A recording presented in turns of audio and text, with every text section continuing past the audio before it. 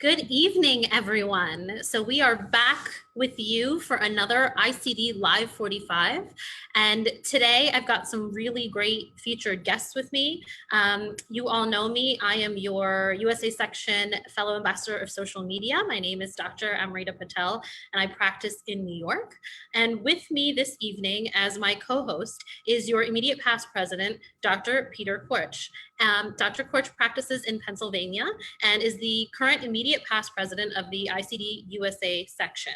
Graduated from the University of Pittsburgh School of Dental Medicine in 1991 and was ASDA president in his fourth year. He is president of his local dental society and is speaker emeritus of the Pennsylvania Dental Association and was named so by its board of trustees in 2015. He also continued to serve the PDA by chairing their bylaws committee. And in 2017, he was elected by the USA section as an international counselor and is presently the chair of our delegation from the United States. He also worked as an adjunct associate professor of biology at his college alma mater for a long time, and his involvement in serving others began in dental school, where he volunteered to travel to rural Kentucky to perform oral screenings on children. He continues to be a regular volunteer at the Mission of Mercy in Pennsylvania and is a longtime participant in donated dental services and the ICD-sponsored Peace Corps exam program. Peter and his wife, Elizabeth Morgan, a veterinarian, live on a farm where tending gardens and caring for their animals is a labor of love. Thank you for being on with us this evening, Dr. Korch. The pleasure's mine.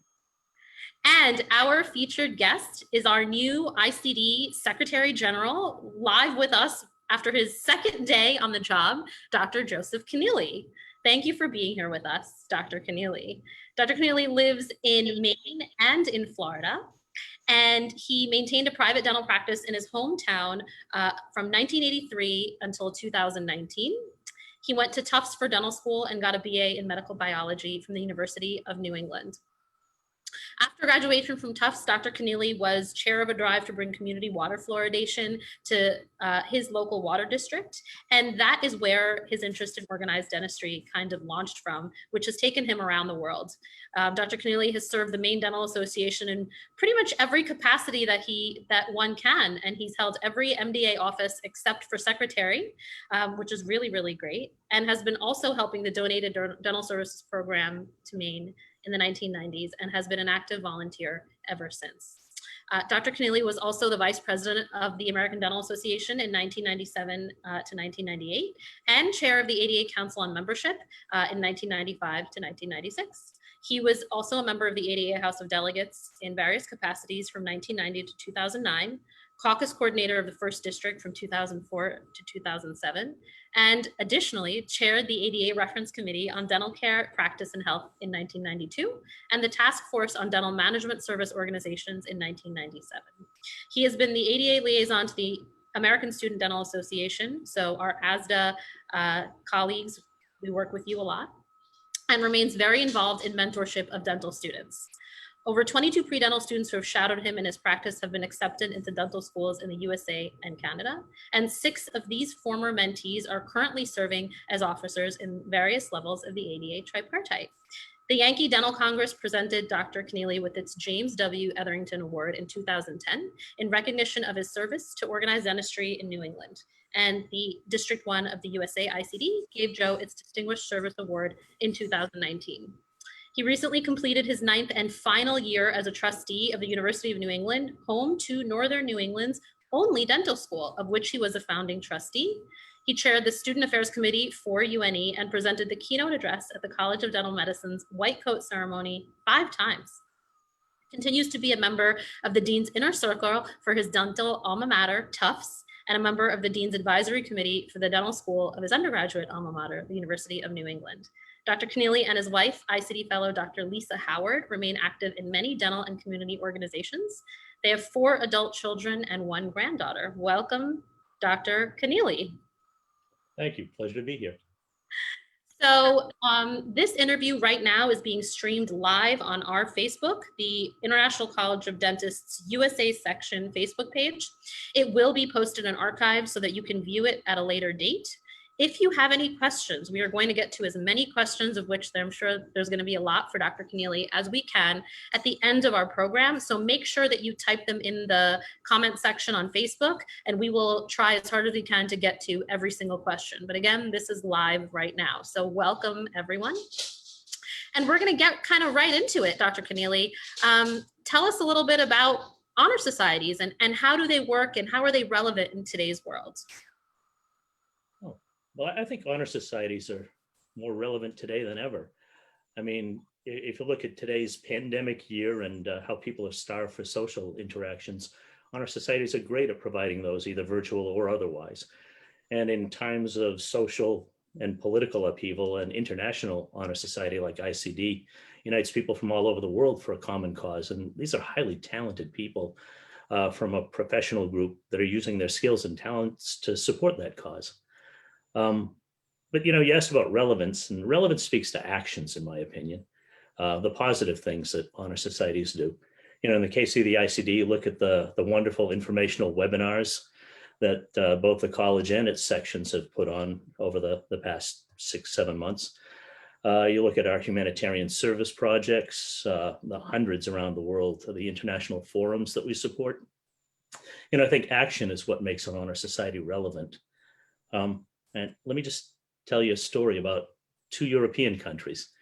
I won't mention any names. I don't want to get down on them or insult them in any way, but they're both developed countries, fairly well off. Both have over 5 million people, both have over 4,000 dentists. Each of those countries has exactly one ICD fellow. That speaks to honor. It's an enormous honor for each of those fellows, a huge, really, to be the only one in a country. But you can't hold much of a meeting with one person. You can't really hold much of an educational presentation with one person, and you can't really provide effective humanitarian service in or out of your country with one person. So honor is wonderful, don't get me wrong, but it's mostly meaningless without the ability to lead to action. So I'd like to see our organization target at least the top 1% of dentists in every country all over the world, because that's what's going to keep ICD relevant. Well, Joe, ICD is one of the preeminent honor societies in the world for dentists. Tell us a little bit about your history with the organization. Oh, all right. Well, I went in at the convocation in Las Vegas in 1995. That year, the international president was Herb Yee from California, and he gave me my key, and then Don Johnson gave me my plaque. And those guys both went on to be 2 of the 11 people that have won our highest award in the ICD, the Odafi Okamura Award. So I think those handshakes probably infected me with ICD spirit. But I went in that year with 2 fellow Mainers, and that brought our state total of ICD fellows to 8. And then, for the next 4 years, I went on to serve in various capacities at the ADA. Didn't really think much about the ICD until in 1999. My District 1 regent, Van Zissi, one of my professors from Tufts Dental, asked me to be the deputy regent for Maine. And, I mostly can't say no, and it seemed like a decent enough small job. And that started me up into the ICD vortex. These honor societies, once they get you, up you go. And Rita's in the vortex right now. But I believe that you should find and honor every deserving fellow. And as it turned out, I kept finding them. And by 2002, USA section named me the ICD Distinguished Deputy Regent, which was the first time I'd ever been called distinguished, but I know now it's better to be distinguished than extinguished. So by the time I was done as deputy, Maine had over 40 fellows. So in 2005, Van, now USA section president, hits me up again and tells me that the International Council's filled with old guys who fall asleep during meetings. And they needed some young blood who could change things. And, God bless the ICD. This is 2005. That's the year I turned 50, but sure enough, I was one of the 2 or 3 youngest members on the council. So Van, in the next couple of years, added 2 more of his former Tufts students, Christine Benoit and Steve Kenneally. And together they called the 3 of us the minivans. But, if you're active, governing bodies tend to keep giving you more activities. So After 10 years on the council in 2015, I became the young president of the worldwide ICD. And for those of you skilled in math, yes, that's the year I turned 60. But I'll tell you a story about turning 60. I turned 60. My birthday was at the Taiwan section convocation. And if you have to turn 60, it's great to turn 60 in a Chinese society, because in Chinese societies, the zodiac is 60 years long. So they believe at 60, you're reborn with greater wisdom, which beats the heck out of black balloons and a button that says old fart, which I would have gotten from my staff, I know. As it was between their section and the hotel and a couple of friends, ended up with 3 cakes, a 15-course dinner, and a massage. So it's a great place to turn 60. My predecessor, going through the chairs of the worldwide ICD, had some health issues, so I had to do a bunch of his travel. So I got to go to meetings in Slovenia, Australia, India, China, the Philippines, Japan, Korea, Taiwan, Newfoundland, Canada, as well as San Diego and Washington, D.C. in the US. So that made me premiere on 3 different airlines, which was kind of nice. Would you say that you are better traveled than most secretary generals at this point? I would say that's probably fair. Yeah. I know when Jack Hinterman took the job, he hadn't been to a convocation outside of the United States. So yeah, I have done a little more.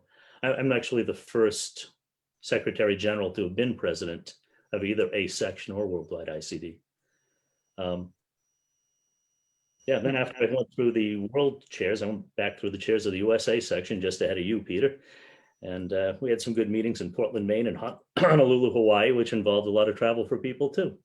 But you know, I think this has given me an important perspective, and I've got a lot of ideas on how to develop the college.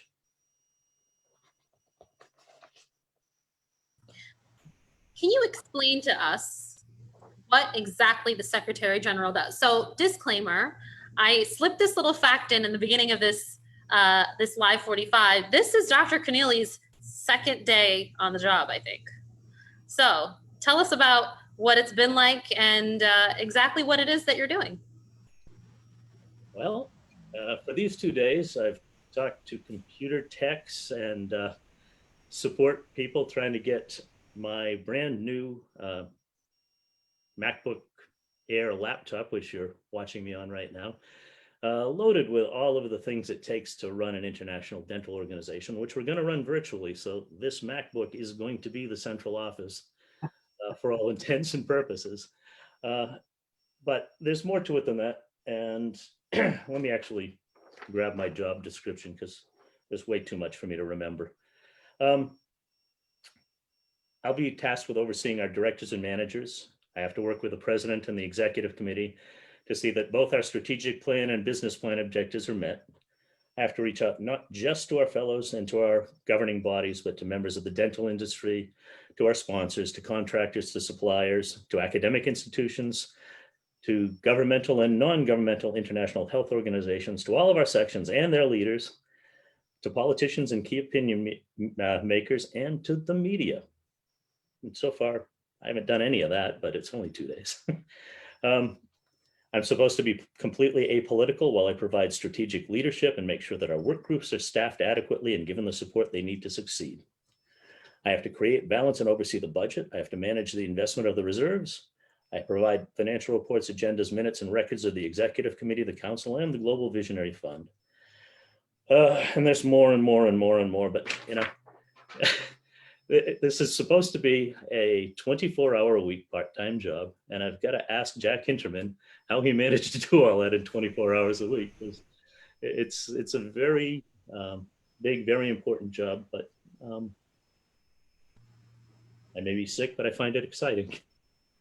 Well, it seems like that's a lot of work to pack into 24 hours, especially now that we're all kind of separated and everything has to be done virtually. Do you think that's going to add to your load? How do you plan on kind of navigating around that? Well, the nice thing about a virtual office is I have 0 commute, so I don't have to spend any time driving back and forth to work.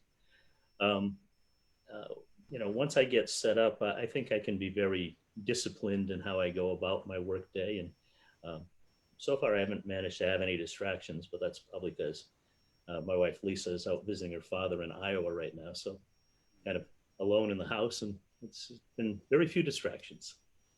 Well, this is a lot of work, as has been pointed out. What compelled you to apply for this position? Oh, for one thing, my golf game isn't good enough to be a focus of my life. I retired from practicing dentistry. I need something to focus my life on. That's a very important thing. So I've been told. I never learned, but I hear it's important. I mean, I do it, but I'm just not that good at it. But seriously, everything I've done in organized dentistry for about 40 years has prepared me to do this. I mean, I've seen and I think helped the ICD to move toward being a truly elite world-class dental organization, but there's still a lot more that could be done. I think as lead staff, I'm going to have a better chance to create continuity in that effort to move it forward than I did traveling through the chairs as an officer. I think that I'm well positioned to help direct the development, so that kind of affected my thought process in applying. And I'll admit, I've never been an executive director type before, but I worked with some really good ones and actually sponsored two of them into the college, Francis Miliano from the Maine Dental Association and Bob Boos from the Massachusetts Dental Society. Back when I was an officer of the Maine Dental Association and Francis was my executive director, she told me that she considered it to be a privilege to be able to do her job, to have that job.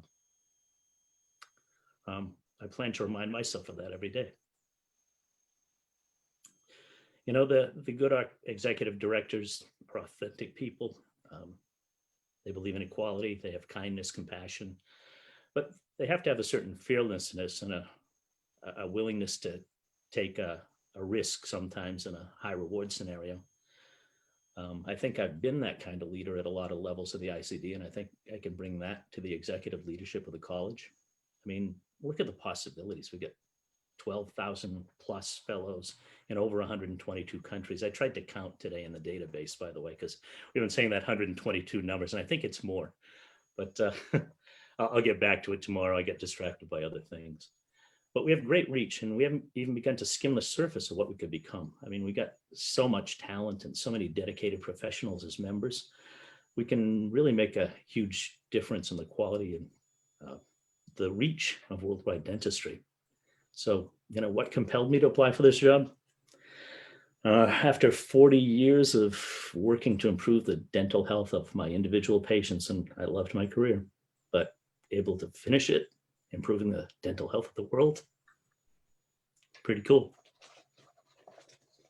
That is pretty cool. And actually, I'm glad that you said that, Dr. Kenneally, because that was one of the things, when I kind of first started finding out about ICD and the serving others component, that was what was so attractive to me. And I know we've said it before and we'll say it again. It's something that is kind of worked itself, thankfully, into dental school curriculum with a lot of the outreach and service projects that dental students do get so involved in, which I'm sure you, of course, know about because of all of your work with ASDA, and something that a lot of people are really interested in kind of continuing forward and sort of drops off as life takes over. But the International College and its purpose is just so very important to not lose sight of, and gives everyone such a good place to kind of channel all of our blessings and our gifts that we've been given as dental professionals. So thank you for that. Tell us a little bit about what areas you believe the college excels in. Well, of course, honoring dentists for their contributions to humanitarian and community service, to leadership, to dental education, and to research. Our convocations around the world are memorable and meaningful, and they're really all very different. If some of you hadn't have a chance to go to a different section's convocation than the United States, you should, because they all are very different, but nonetheless all very, very meaningful and honorable. And the ICD does it better than anybody. But as I said earlier, honor is wonderful, but meaningless if it doesn't lead to action. And the college is excellent at creating and providing and promoting dental humanitarian service around the world. Our projects generally are directed toward creating seed change, and they do it well. one of our projects in Vietnam a number of years ago. Vietnam had its major dental health problem was in the big cities, they had dentists, but in the small villages in the countryside, very little dentistry, dental public health, or even any knowledge about it. ICD brought some Vietnamese dentists to the University of Southern California for a month. They essentially learned how to be dental public health workers and went back to Vietnam, did a train the trainer kind of project, and sent these trained people out into the villages to do things like salt fluoridation projects and toothbrushing projects and nutritional counseling and that kind of thing. And it made a huge difference in the dental health of the Vietnamese people. A place that we partnered in Kenya, in Kikuyu province, where 47 million Kenyans were served by only 1,000 dentists. So that's 47,000 people per dentist. A Kikuyuan reached out to a church group, a Rotary Club, I think, and the ICD, and built a clinic in their hospital, that multi-chair clinic that early on was staffed mostly by ICD fellows and the one Kikuyuan. But right now, the whole clinic is staffed by Kenyans. And not only that, one of the Kenyans that used to staff that didn't like the way they were doing it. They built their own clinic. That's seed change, that's the kind of thing, excuse me, that's the kind of thing that the ICD does really well. If you look at our online projects map, the directory on our website, www.icd.org, there are hundreds of ICD related projects with contact information and descriptions about the scope of each of them. Excuse me. Some are educational, some are humanitarian, some actually build villages and communities. When I went to the Philippines, I learned about a project called Gawad Kalinga. Gawad Kalinga in the Pinoy language means to give care. And the ICD in the Philippines, combined with some other benefactors, their project is to build villages in places that have been leveled by typhoons. And it's a lot of low-lying islands. The infrastructure wasn't good. They build masonry houses. They cost about $20,000 a piece, but they don't blow down easily. They build roads. They have a school. They have a medical clinic. They have a dental clinic, which is where the ICD fellows started. They get a deep well for fresh water, and they've got agricultural land surrounding it. That's a model that breaks the cycle of poverty. You get healthcare, you get education, you get agriculture, and after a while, dentists didn't just work on the dental clinics. There are dentists in the Philippines that are helping to build the houses and dig the wells too. So, that's another thing that we do really, really well. The third thing, actually, and the original idea of the ICD in 1920 was to create an organization that would disseminate dental information amongst the countries of the world. And it did that for quite a while, but over time, others could do it better. So we got more toward the humanitarian side, less away from the educational and communication side. But, since the pandemic, we've started to rediscover the original purpose of the ICD, ICD Online, and the sections of, like this one, for example, find themselves holding events like webinars and Facebook Live interviews. So we're now looking at being certified continuing education providers through a variety of resources around the world to help our fellows and others maintain their skills and knowledge in a quarantined and currently physically distant world. But eventually we don't have to be that, I hope. By the way, social distance isn't what we're doing. We are physically distancing, and there's not much social about it. But that goes back to the need for honor societies as we begin to return to normal when the pandemic wanes. The college will provide opportunities for social interaction and promotes amazing friendships between colleagues, I should say. And this is going to be more and more important as we come out of the pandemic years. Well, Joe, we've talked about what the college is and some of the things it's done in the past. Is there any direction you think the college should take moving forward? Well, the college has an enormous opportunity to take its place as one of the leading non-governmental organizations promoting dental health care in the world. Oral health care is still one of the world's largest unmet needs, health especially. And the ICD, with its 12,000 plus fellows in 122 plus countries, arguably has one of the largest reaches of any of the world's dental organizations. We've got unprecedented chances to collaborate with other governmental and non-governmental organizations and start taking the lead in the promotion, creation, and provision of even more humanitarian dental services. You know, in some ways, our biggest issue is growth. In some ways, we might need to create some seed change in some of our sections to help promote that growth. Some of our work is going to have to be outreach to those who share our vision and our mission, both between organizations and in the dental industry. I'm trying to do my current job from a list of things to do that I think are important. And I'm trying not to let my email inbox become that to-do list, because there is a tendency for that to happen. So I'm going to give my email no more than an hour and a half a day. So that if I don't answer you right away out there, I'll get you as soon as I can. There are just too many other things to do if the ICD is going to reach its potential as the premier international non-governmental dental organization in the world.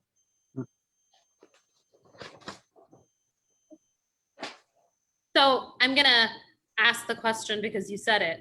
So an hour and a half every day on your email, what happens to all of the other ones? They just go to the next day? I try to triage them. You know, there are some that are delete, delete, delete. If it's a fellow, they'll get an answer. Okay. You know, if they want to sell me something, that might go directly to the trash section. But An hour and a half a day still leaves you a lot of those 24 hours to get everything else done. So probably. let me put it this way. You know, I've got a 24-hour work week. That would be 4 6-hour days. I'll spend an hour and a half of each of the 4 6-hour days. And then at night, I may just check my inbox on my own time. Got it. So, you know, kind of going back a little bit to what we were sort of addressing in the beginning, we have a new Secretary General every 10 years. I think we kind of talked about your predecessor and how you got involved, which is always great. Apart from the general direction that you think we should go, now, where do you think we're going? So let's go forward 10 years. What does that look like? I see us everywhere. You know, I'm trying to create that culture right from the start by going virtual. You know, there are other dental honor societies that are going into new physical building office spaces. And while they're doing that, the ICD is moving into cloud-based staffing and governance. One of the things that I'm actually wrestling with is what to use as our address. It shouldn't be my address because I live in a small town in Maine part-time and a golf community in Florida part-time. You know, our staff, we've got one in Orlando, one in Ra'anana, Israel, and one in Flint, Michigan. So, you know, trying to figure out how we have an address is one of the things that I haven't quite figured out yet. But, you know, with a virtual office, you do have the capacity to be everywhere. I mean, let me give you a brief history of the Secretary General position. Originally, when we started, we didn't have one. Our founder, Louis Audify, was the registrar, and he ran it out of his dental office in Oakland, California. But we didn't have 12,000 fellows at the time. Then in 1930, they hired the first Secretary General, who was Elmer Best, a Canadian-born dentist from Minneapolis, Minnesota. And he then became the USA Section Registrar in 1937, 7 years later. He held both positions until he died in 1954.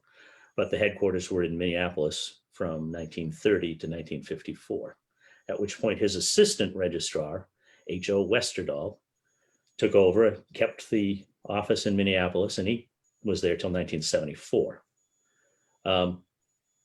In 74, Franklin Kenward from Miami took over. They moved the office to Miami.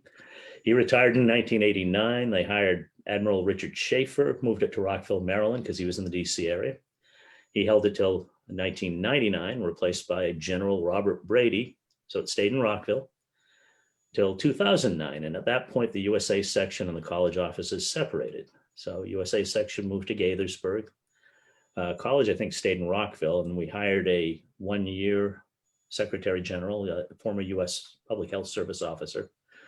And he resigned after a year, and then we hired our then editor, Jack Hinterman, in 2010, who's held it until the end of this month. We moved the office to Flint, Michigan at that point, where he lives. So, as I said, between my golf community in Fort Myers and my little tiny lake community, I mean, really, really little lake community, 1,200 people and 2 stores and a bar. That's what we have in downtown. They do have a bank too, I guess. But it's not a fitting location for a premier dental organization. So we're going to go virtual. But think of the advantages of virtual. In Flint, all of our employees would have to be people who came from the Flint area. And, granted, we got a great one in Chelsea Seagren, and I'm not insulting Flint or Chelsea. I think she's fabulous, and I really want to keep her on my team. But it's a limiting factor, just as it was in Rockville, just as it was in Miami, just as it was in Minneapolis, just as it really would be here in Harrison, Maine. But a virtual office, if my best candidate for the position is in Mumbai, in Nairobi, in Tokyo, in Los Angeles, Geneva, London, anywhere, I can hire the best candidate, and they don't even have to move for the job. So if the college succeeds in growth and development, I see us becoming having a dispersed staff, motivated, well-trained, empowered around the globe, giving real-time service to the fellows that we serve and to the people that the college serves. When I had a dental practice, I used to tell my staff, I pay you to think, and if you're not thinking, I'm not getting my money's worth. The other thing I'd like to see is I'd like to see the college change its tax status in the U.S. tax code. Right now, we are officially a 501c6, which is officially for, under U.S. law, for membership organizations. An example of the number one dental 501c6 is the American Dental Association. And they provide services to dentists, they lobby and advocate for dentistry. But a 501c6 cannot receive donations on a tax-deductible basis. We don't do that kind of thing. We have an educational, humanitarian, charitable mission. I think we're a 501c3. And I think that would allow us to do much more in terms of funding our humanitarian service and educational projects through donations. Might even allow us to rebrand the Globe as a journal of the issues that are important to the ICD and its fellows. So over time, I think, where will we be in 2030? We're going to be in more countries. We're going to have a bigger footprint. In the ones we're in, we're going to be more active, more international, more influential. I think it's an exciting prospect. Yeah, I agree. And, it's exciting to see kind of how far we can go and spreading, obviously, our mission and involving more people. And, I know that the world was and still is so connected, and we will, obviously be back the way we were and better. And so, hopefully only good and positive things going forward, and we can only kind of work harder and be better in our mission of serving others. So thank you for that. Part of serving others, although that's a Section 1 motto, there's something that the International Council created a few years ago called the Global Visionary Fund. Would you talk about that, what it is? Sure. I mean, the Global Visionary Fund is the international, the worldwide colleges foundation. It was formed in 2013 during the presidency of my dear friend, the late Leon Aronson, and it has steadily grown its corpus, and it's getting closer to the point that it can actually start giving donations from the earnings from that corpus. But actually, I've got its mission statement right here. Let me read it to you. The International College of Dentists Global Visionary Fund supports and funds humanitarian and educational oral healthcare programs and initiatives around the world, especially in developing communities where the needs are greatest. So it's a little different than some of our other foundations. It has a very specific purpose, and it's trying to help the neediest areas of the world. The other thing that I would like to mention about the Global Visionary Fund is from a very generous grant through our industry partner, Henry Schein Cares, we actually have a number of donations of supplies for humanitarian missions up to the value of $5,000 each. And we've given quite a few of these, and we're very grateful to our partners through Henry Schein Cares for being able to do this, because it allows us to run our foundation as a foundation before we actually have the funds to do it. So I guess I would be remiss if I didn't mention to our fellows worldwide that if you'd like to make a donation to the Global Visionary Fund, it's a very worthy cause. And you see this tying in with your vision of the future of the college, what the GVF does, the Global Visionary Fund does? Well, certainly, as we expand our humanitarian reach, having a foundation behind it to help support those efforts, and increasing the number and the size of our humanitarian output, certainly the GVF will be a big part of that over the years. Hopefully very soon, actually.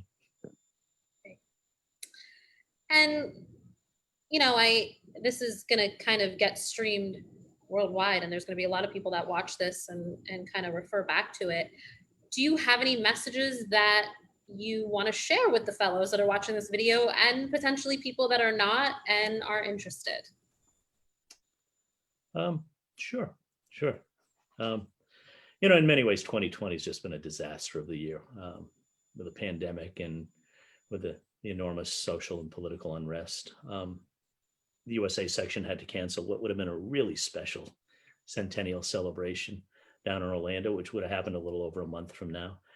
But the leadership of the ICD and of the USA section understands what you as dentists have been through, the closures of dental offices for months and the economic hit. And we're trying to support our fellows and prospective new fellows in significant ways. I know that the USA section is offering this year's new fellows a chance to go in without attending the convocation at a significantly reduced cost.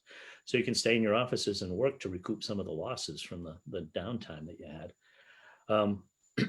The Worldwide College used the talents of some of our most brilliant epidemiologic fellows to produce 2 free and informative COVID-19 webinars on a real shoestring budget. Actually, the budget was zero.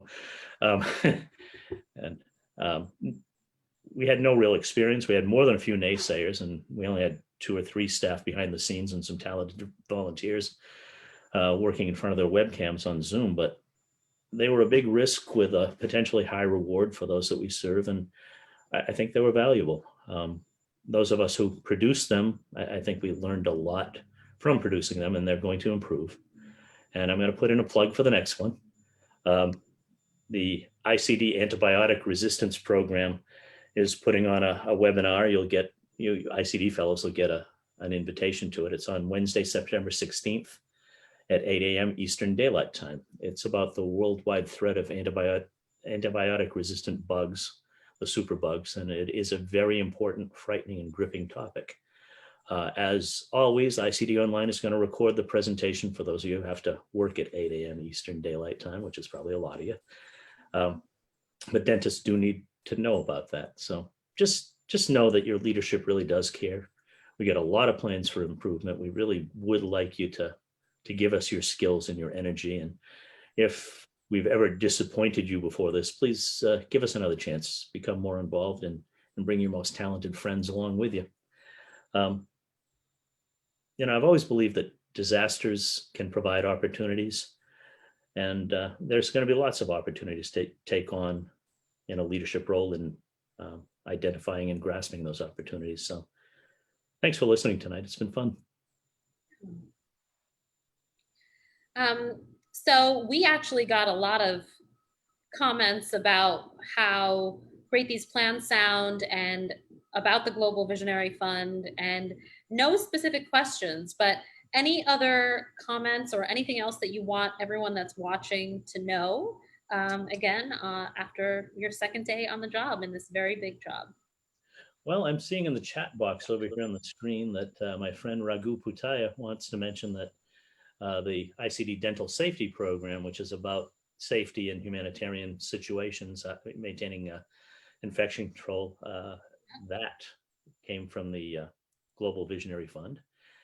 And also mentioned that antibiotic resistance program, the ICD antibiotic resistance program, put out by Dr. John Tullner, also has been supported by the Global Visionary Fund. So those are two of our very important initiatives that have been funded through the GVF.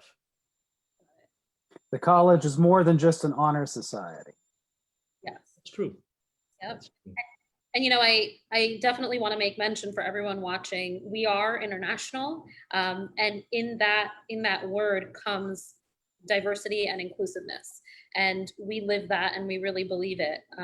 And whatever idea you have, whatever question or concern you have, it's never too small and it's never too big. And we do really work hard at being diverse and inclusive of kind of everyone that's interested and everyone that wants to get involved. So if there's anything that you think that we could do better, or any ideas or any feedback you have for any of us or for Dr. Kenneally, we're all very accessible. So please don't hesitate to speak out. Dr. Korch, anything else you have? No, that's it. Thanks for allowing me to share the platform with you tonight, Amrita. I love having you on. So thank you so much, Dr. Kenneally. I know that you've got 24 hours in your work week, but I'm expecting that you're probably going to get a lot of questions and a lot of comments after this. And we will put some contact information for Dr. Kenneally in the comments section on Facebook so that you can reach out if you do have a question or concern for him. And remember, if it's over his email allotment of an hour and a half a day, you're going to get an answer the following day. Or maybe at 11 o'clock at night. But maybe the opportunity, and I look forward to serving you all. Thank you. So Dr. Korch, thank you as always. Love having you on with me. And I want to make everyone aware of some of our next upcoming events. So our next Live 45 is going to be, as always, the first Wednesday of October, which is Wednesday, October 7th. And we're going to have Dr. Terry Dickinson with us. And he is the past recipient of the Distinguished Humanitarian Award in 2016 and founder and CEO of Emerging Leaders. So again, that is our next Live 45, Wednesday, October 7th. And our next Take 10 is going to be on Wednesday, September 16th, which we do where we check in with fellows from around the country and see kind of what's going on with them in their part of the world. And the next person that I'm going to have on is one of my very dear friends, Dr. Michael Samba from New Jersey. So I'm really excited about that. And look for future dates and guests in upcoming emails and also on our website and also here on Facebook. Again, this is being streamed live right now. We are looking at all of your wonderful, nice comments. Thank you again, everyone, for tuning in. And any other questions you have or anything you think of after this shuts off, post it there and we will make sure that we direct you to the right person to get the best answer for you. I'm signing off. Everyone have a great night.